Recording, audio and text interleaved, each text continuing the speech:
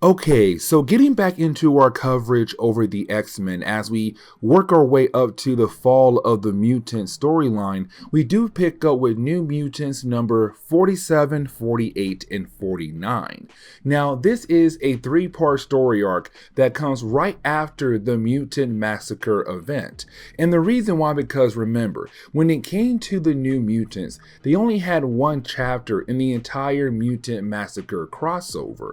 And the reason why, because at the end of their chapter, they were teleported away over to Limbo. And the reason why, because they were being chased after by a character known as Magus. Now, when it comes to Magus, he is a technarch. And when it comes to technarchs, they're better known as techno-organic beings. Now, when it comes to Magus, at this point in time in Marvel Comics, he was known as the most powerful technarch on his home world. Now, the reason why he was chasing after the New Mutants, because of his son Warlock, who's also a technarch, because on their home world, when the time comes for the child to prove that he is worthy enough to replace their parent, they have to kill off their parent. And so when it came to Magus, he felt like it was time for Warlock to see if he was worthy. It was time for Warlock to try to kill off his father.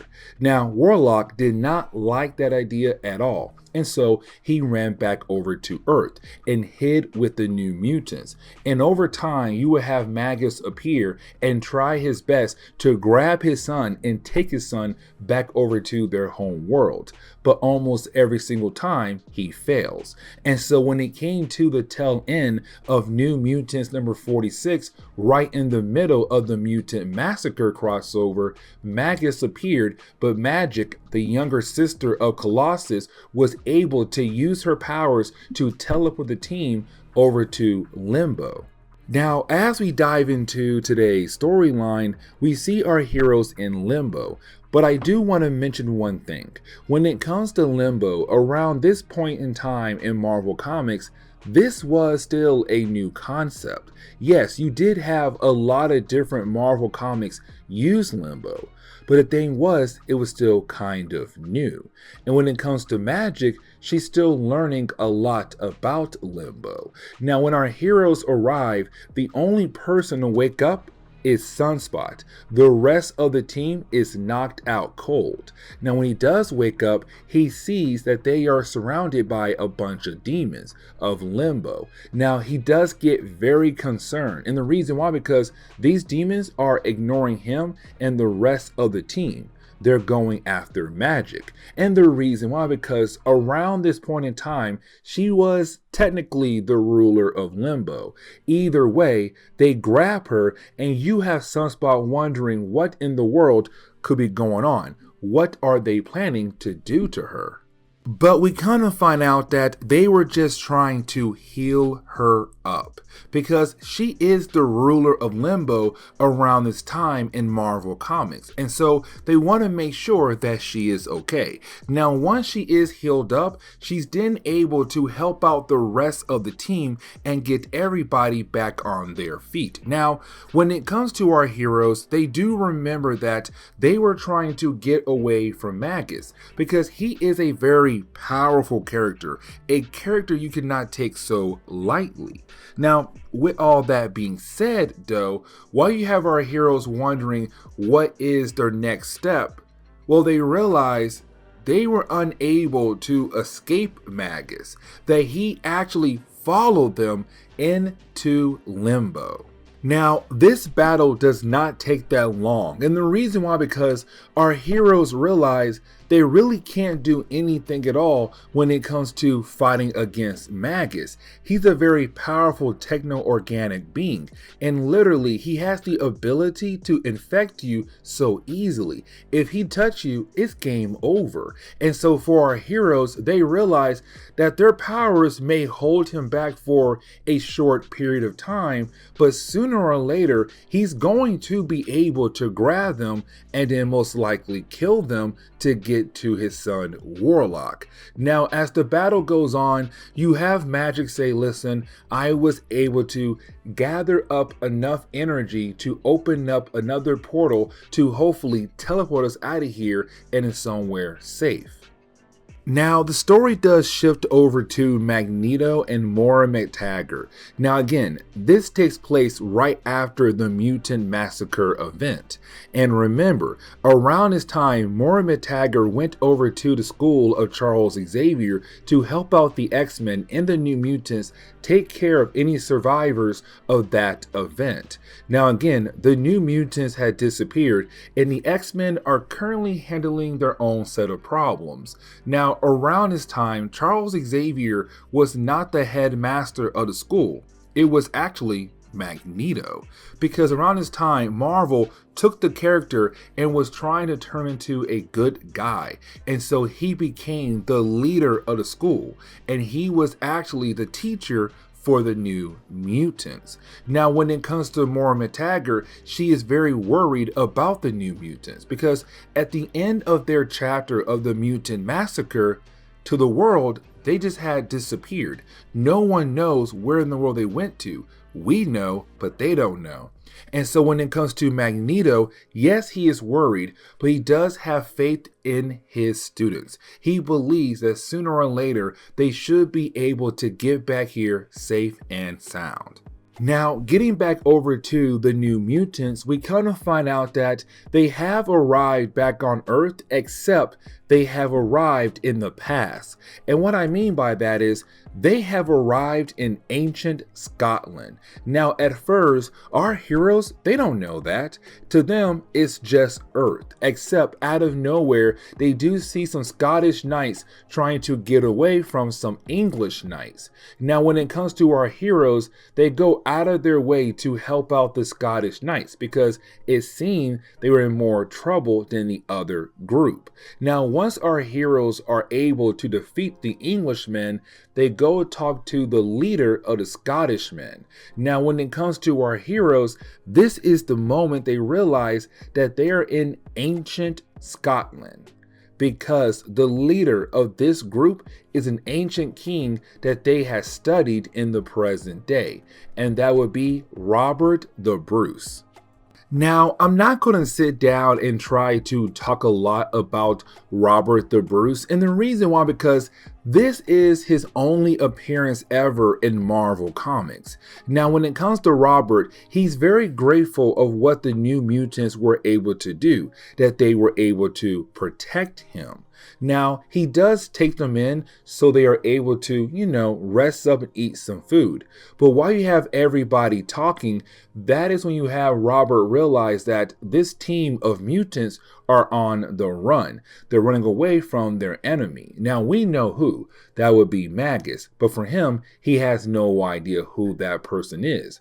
But when it comes to their conversation, he begins to motivate them, saying, listen, you guys cannot just always run away, because sooner or later that option right there will be taken away, and then you are gonna have to fight back. But the question is, will you be ready to fight back, or will you not be ready to fight back, and will you die? And so it's him saying you just have to face your problems head on, but at the same time be cautious. Now, when it comes to our heroes, once they do hear that, they realize that maybe he is right. To go back to Limbo, try to get back to Earth, and then think of a game plan to get rid of Magus. Now, they use Warlock, Magus' son, to see if Magus is still in Limbo. And he tells the team, no, he is gone, so we should be able to use Limbo to get back to our time. And so they begin to use the powers of magic once again, hoping to get back to the present day. I'm going to tell you right now, they don't. Matter of fact, they end up into the far future, an alternate future that's well known to the readers of Marvel Comics. And so we then pick up with New Mutants number 48. Now, with this issue, we do pick up with 4 mutants who are apparently stuck in the future, and that would be Sunspot, Magma, Karma, and also Wolfbane. Now, the reason why these 4 characters are the only ones stuck in the future is because when it came to Magic and she was trying to get everyone back to the present day, something happened and the group got separated, and so these 4 got stuck in the future. Now we kind of find out that they are currently in the Days of Future Past. Now, this was a timeline that was originally introduced back in Uncanny X-Men number 141 and 142. And that timeline right there, the Sentinels had won. They were able to kill off most of the mutants and kill off all the superheroes who weren't mutants. Now, they also were able to take over North America as well.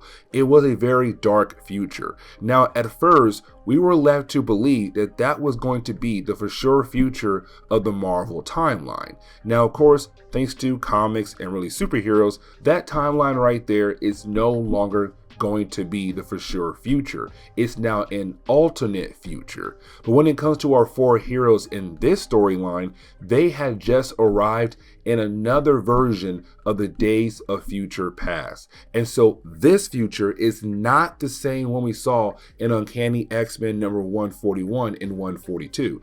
This is a whole brand new one that's just very similar to the other one. Now, with that being said, when you have our heroes realize that North America has been wrecked, that most of the mutants have been killed off, well, that is the moment where they are attacked by some Sentinels. Now, when it comes to this battle, it's not really fair for our heroes. And the reason why, because most of our heroes, they have abilities that will give them the chance to actually win against a giant robot, like Magma or even Sunspot. But characters like Wolfbane, at this point in time, was not in the best position to fight against a giant robot. Now, luckily for our heroes, 2 future versions of their friends had just arrived to save the day, to help them get away from these Sentinels. And that would be Cannonball and also Danny Moonstar. The 2 future versions of those characters had just arrived to help out our New Mutants get away from these Sentinels. Now we do jump back over to the present day where we pick up with Magneto. Now you have Magneto very upset to see how the children were taking care of their rooms. Now guys, remember, when it comes to Magneto, he has faith in the idea that the New Mutants will come back home safely and then he will be able to continue their teachings, their lessons. And so while you have Magneto currently cleaning the rooms up for the New Mutants, well, that is the moment he is confronted by Stevie Hunter. Now, Stevie Hunter was a really big character in the early days of Uncanny X-Men when Chris Claremont took over the title. She appeared in a lot of books. Now, she still does in the present day of Marvel Comics. It's just here and there, like small sprinkles here and there.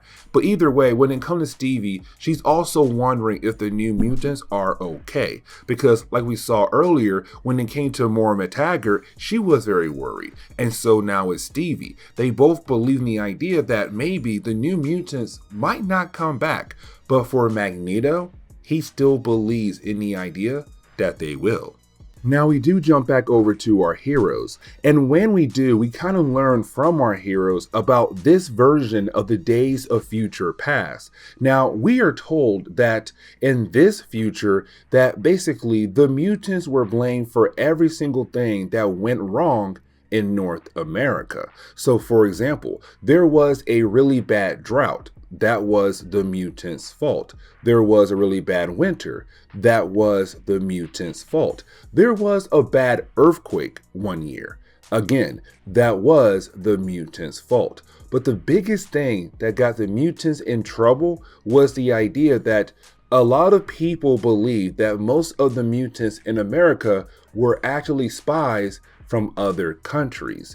And so with all those different things coming together, it led into the launch of the Sentinels, which of course led into this dark future where most of the mutants are killed off.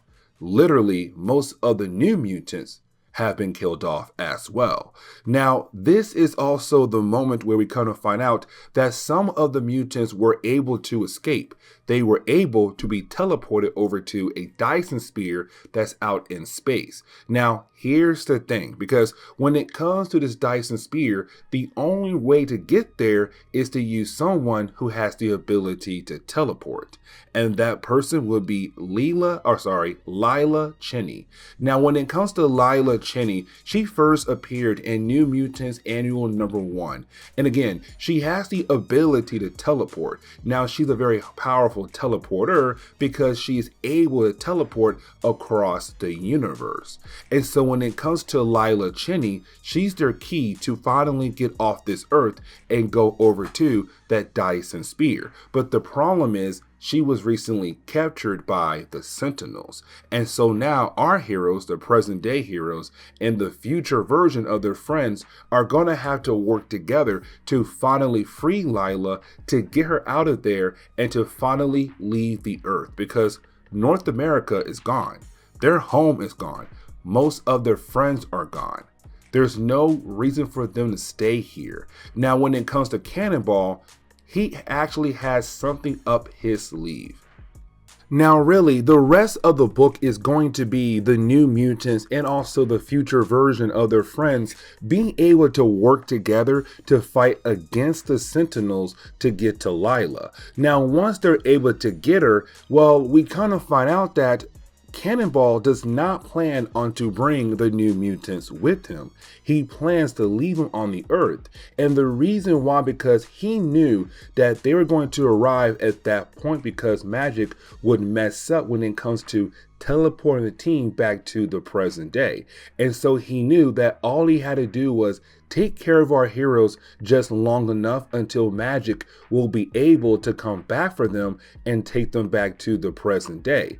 If Cannonball and Danny Moonstar of the future takes our heroes over to this new place for all the mutants to live at, well, then it could possibly ruin the timeline. It could change the future to something even worse. Now, when it comes to our heroes, they're also upset about the idea that Cannonball and Danny Moonstar are going to leave the Earth behind. And when it comes to Moonstar, she says, you don't understand that sooner or later, the Sentinels will then come after us as well across the universe. It might take them a few years to actually reach that point, but they are robots. Time to them means nothing. That sooner or later, they're going to have the ability to travel across space to make sure the job is finished. But again, when it comes to the future version of Cannonball and Moonstar, they're saying, you can't come with us.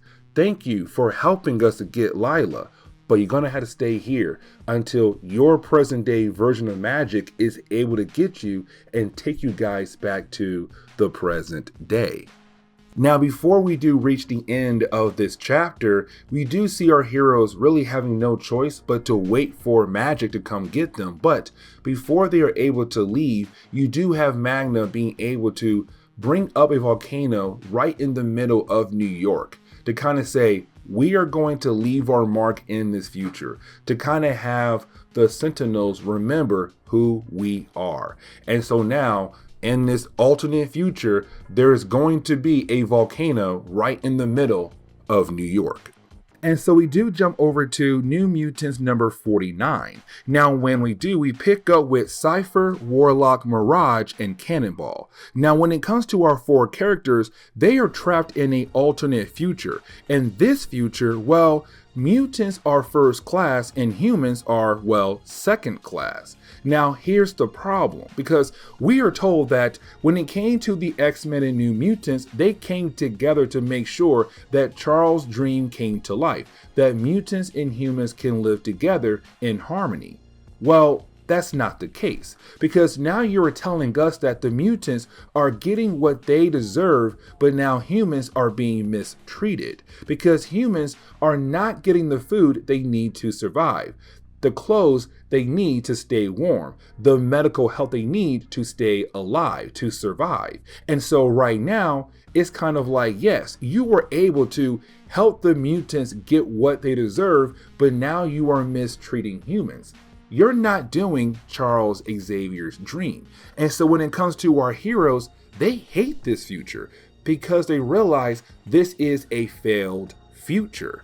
And the question is right now, what different points in time led up to this moment, to this future, and how can they prevent it if they are able to go back to the present day? Those are the big questions right now our heroes have. Now, something else I do want to talk about is the children. And what I mean by that is, what happens to humans who have children that are mutants? Well, we kind of find out they're taken away. If you are somebody who has a child that is a mutant, well, the police officers who work for the first class will come out of their way to take your child who is a mutant away from you, no matter what. Even if you are that child's mother, they don't care. They believe the child deserves to have a better life because he is a mutant away from you, who is a human. And that is a huge problem. Now, we actually get an example of that in this storyline because you do have our heroes going out of their way to save two children who are being pulled away by their family. Now, the mom, she is trying her best to fight for her children. She hates the idea of losing them.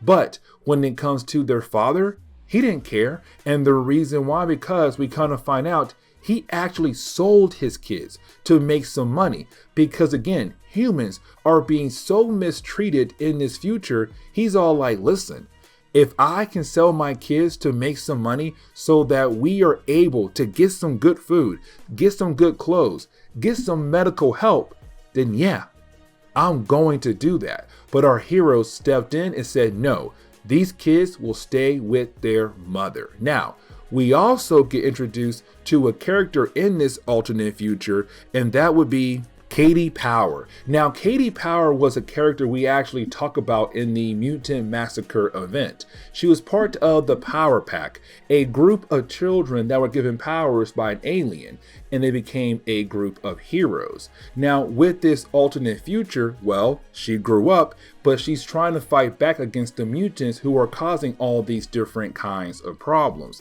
And so our heroes are going to work with her. But here comes the next problem though. See, with our heroes stepping in and protecting those children, well, the big boss of this organization in the far future is very upset about the idea that the police officers weren't able to grab the kids they were assigned to grab. And so then you have the officers tell their boss, well, this is the reason why, and showing off different pictures of our heroes to this big boss, who we have no idea who it is. But he is so upset, he wants to put together a special team to go after them and to bring them in. Because to kind of find out, there is a group of people who are trying their best to fight back against the mutants, who say humans deserve more than this. Humans and mutants can live together. What you guys are doing is wrong. And so when it comes to the big boss, he feels like that same group is right now working with our heroes. And that is a huge problem. Now, I want to skip over a few pages and actually jump into the point where our heroes have been captured. And the reason why, because they kind of find out who's in charge in this future. And we kind of find out it is Sunspot. A future version of him that turned evil is the reason why this future is basically dark. But we also kind of find out second in charge is Magma. So two evil future version of our heroes is the reason why we have this dark future. Well, really, they're not the reasons why, but they're making sure that everything continues on like it did at the very beginning, the point where mutants took over the world. The main reason why this future exists is because Magneto had built an alliance with the Hellfire Club, and that was enough to begin the process of the mutants to take over the world. Now, when it comes to our heroes, they try to tell Sunspot and Magma what they are doing is wrong, because they are not living up to Charles Xavier's dream. Matter of fact, they are doing a horrible job.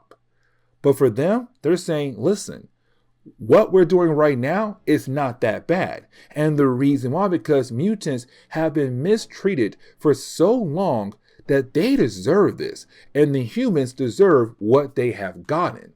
But again, it's still not Charles Xavier's dream. With all that being said, you do have our heroes being able to break free thanks to Warlock, except they do get recaptured.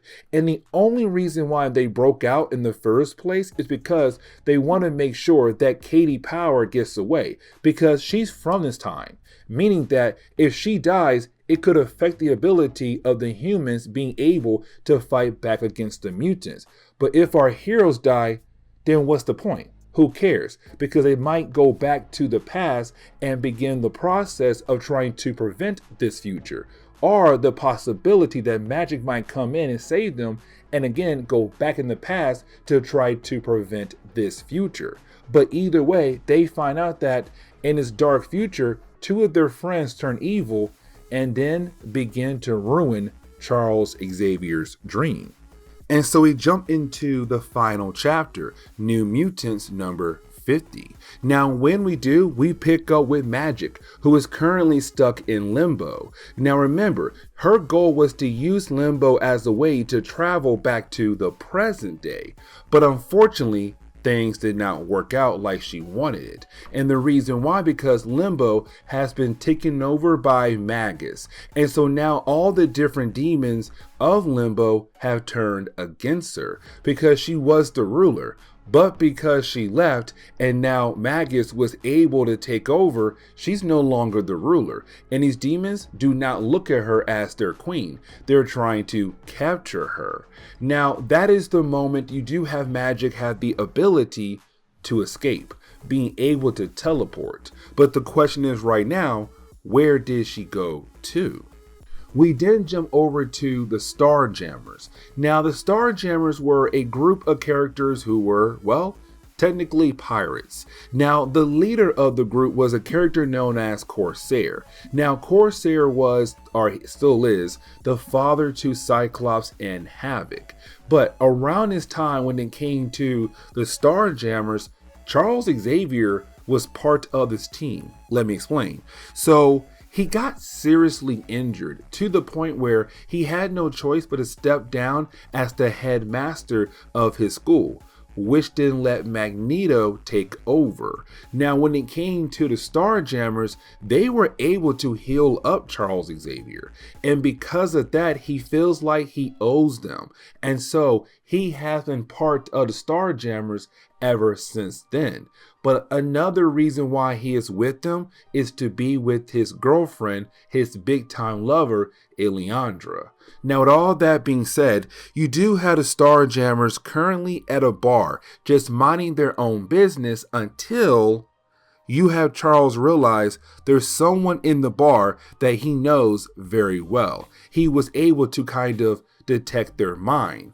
And we come to find out, it was Magik. So now we know what happened. After she left Limbo, she came straight over here, looking for the man she calls as her father, Charles Xavier.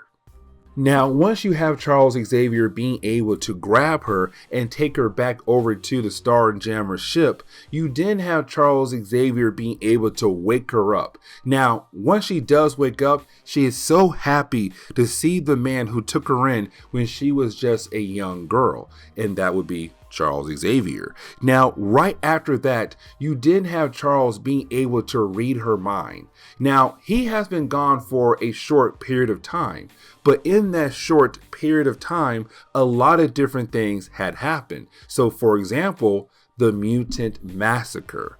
And for Charles Xavier, he hated the idea of hearing that there is another evil group of mutants going around trying to rule over the world. And the reason why, because that goes against his dream. The idea of humans and mutants being able to live together as one. Now, when it came to the mutant massacre, he's also learning all the different kinds of serious injuries the X-Men had taken. Because let's not forget, Currently right now, 3 members of the X-Men are seriously injured: Colossus, Nightcrawler, and Kitty Pryde. And so for Charles Xavier, hearing all of this, you're left to believe that he might come back to Earth, take back over to school, so that the X-Men, the New Mutants, will be able to actually do a better job, to train the teams in a better way.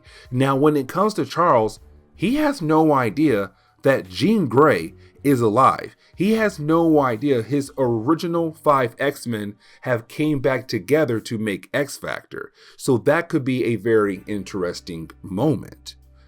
But right after that, you didn't have Charles being able to work with magic to go to the 2 different alternate timelines to save all her friends, the rest of the New Mutants. Now, this is a great moment for Charles Xavier. And the reason why, because he's now being able to travel to 2 completely different kinds of futures. Where one future, the mutants had basically failed. They all have been killed off. And North America is being ruled by the Sentinels. And that would be the days of future past future. But then the other futures where mutants have finally risen up and gotten what they deserve, but now humans are second class, which again goes against Charles Xavier's dream. And so for him to actually see these 2 different timelines, these 2 different futures, and realize that his dream was not achieved in any one of those futures, it really bothers him. And it kind of leaves us wondering, will he rejoin the school? Will he take back over, kick Magneto out, and try to train the New Mutants better, to train the new X-Men team better, to make sure they're on their A game? And so then we dive into the final few pages for today's story, where we do pick up with our heroes being able to come together for the first time since the ending of the first chapter, except right after they were able to do that, well, that is the moment they are confronted by Magus. Now, when it comes to Magus, again, he is a techno-organic being, which still means that he is mostly technology, which means that you are able to hack into it. And so when it comes to our heroes, they were able to use Cypher's abilities to kind of make up a formula that will allow our heroes to attack or hack into Magus. Because remember, when it comes to Cypher, he has the ability to understand and speak any kind of language across the universe. And math is technically its own kind of language. And so for Cypher to sit down and understand math at a higher level, he was able to build up a formula that got uploaded into Magus as a way to shut him down. And so with that happening, our heroes have won the day. They can finally go back to Earth in the present day. But the big question is right now, will Charles Xavier return to Earth to lead the New Mutants, to lead his X-Men team? Because technically, even though the New Mutants were able to come together with the Starjammers to defeat Magus, it was still Charles there coaching them through every single step. But this is where we are going to end today's comic book video. So please leave me a like down below and subscribe. But guys, see y'all next time. Later.